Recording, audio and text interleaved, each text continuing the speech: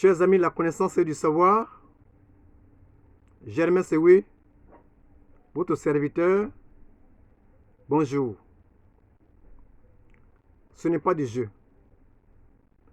Ce n'est pas du jeu. Voilà ce qu'a fait celle qui n'a pas d'amis, mais qui n'a que des intérêts. Celle qui n'a pas d'amis, qui n'a que des intérêts. Et pour ses intérêts, elle peut se comporter comme vous allez le découvrir.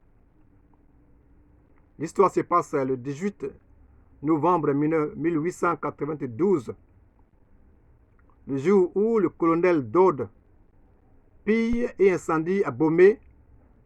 Je vais parler du Dahomey. C'est un récit de Jean Suré Canal. Le royaume d'Abomey est très organisé et dispose d'une armée puissante. Les Français prétendent avoir obtenu la cession de Cotonou, puis s'installent. Ils s'installent à Porto-Novo en 1882. Le roi Béhanzin remet en cause cette présence française. En réponse, la marine française bombarde Cotonou. Béhanzin devra s'incliner. Mais le ministre Étienne, à Paris, veut la guerre. Il veut la guerre. Béhanzin est en conflit avec ses voisins. La canonnière Topaz, qui remonte le fleuve Ouémé en mars 1892, avec à son bord le gouverneur français Victor Ballot, et sur le feu des Dahoméens. C'est le prétexte tout trouvé pour entrer en guerre pour le massacre. Chers amis, la connaissance et du savoir. Voici le récit de Jean Suré Canal. Avec 3000 hommes, la colonne d'Aude est chargée d'expérimenter le matériel militaire le plus moderne, balles explosives et obus en mélinite. La marche sur Abomey sera extraordinairement dure. En vain, Béhanzin multiplie les offres de paix. Au fur et à mesure qu'il accepte les exigences de Dode, ce dernier impose des nouvelles.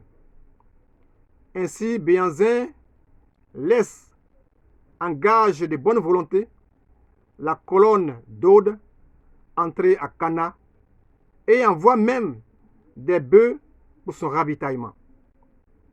Quand il a accepté les conditions françaises, y compris l'occupation d'Abomey, et commencé à livrer son matériel de guerre, Dode exige subitement la remise des armes et de l'indemnité de 15 millions prévue par l'accord dans les 24 heures. Cette nouvelle exigence n'ayant pu être satisfaite, et pour cause, Dode déclare aussitôt l'accord rompu et reprend l'attaque contre son adversaire partiellement désarmé.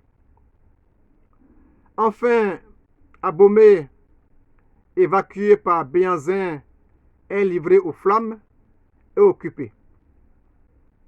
La colonne d'Aude met au pillage palais et tombeaux.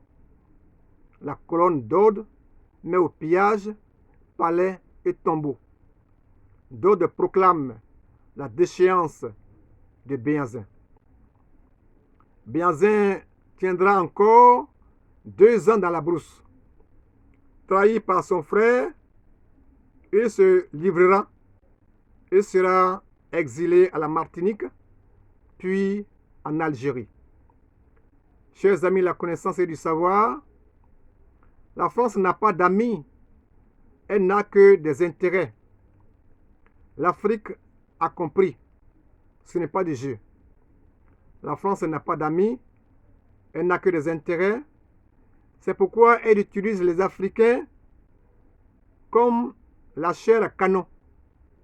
C'est pourquoi elle utilise des Africains comme des cobayes pour tester l'efficacité et la fiabilité de ces nouvelles armes. Des balles explosives, des obus, tout cela pour tuer, pour déchiqueter comme dans un jeu. Pourtant, ce n'est pas du jeu.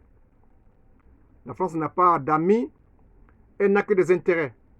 C'est pourquoi, comme les rebelles en ont l'habitude, nous l'avons vécu en Côte d'Ivoire en 2002 et en 2011. Au fur et à mesure que Béhanzin l'Afrique accepte les exigences de la France du colonel Dode, une France jamais rassasiée, jamais satisfaite, la France impose des nouvelles. Elle tend toujours la main. Elle rompt les accords à sa guise. Elle entre en guerre parce que en position de force.